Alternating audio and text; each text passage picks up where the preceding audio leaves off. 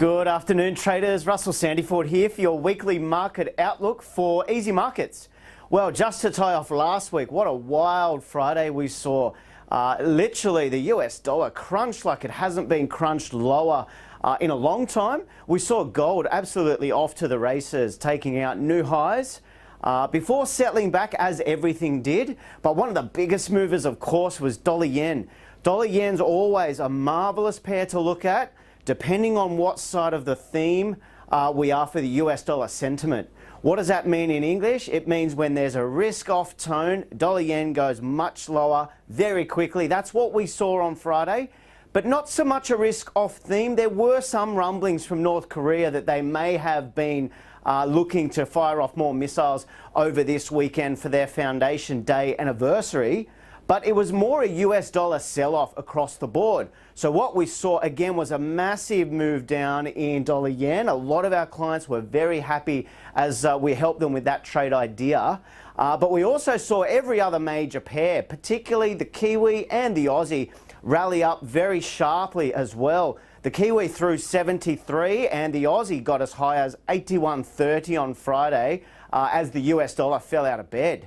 Now, let's forget last week because that is done. And why I say that is we've started this morning with a very sharp US dollar reversal. That means the Aussies come back to earth. For mind traders, that could be the trade of the week. Is the Aussie back down to about 79? I say that because we've got Aussie jobs on Thursday, and we've also got the headline event for this week, which is the US CPI. Now, the CPI, the inflation data for the US on Thursday evening at the start of the New York dealing session is absolutely critical. It is tipped to be good for US dollar. From my experience, guys, and I've been doing a lot of research here, I can really see a US dollar comeback. I think traders will very quickly remember that we are close to a US rate hike, assuming that inflation number on Thursday is solid.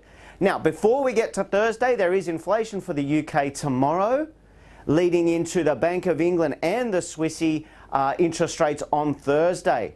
So definitely have your crash helmets on Thursday. There will be a lot of volatility, which does thin out a little bit afterwards. But again, Thursday's your big day with Aussie jobs data in the morning, leading into the European session with that Bank of England rate announcement.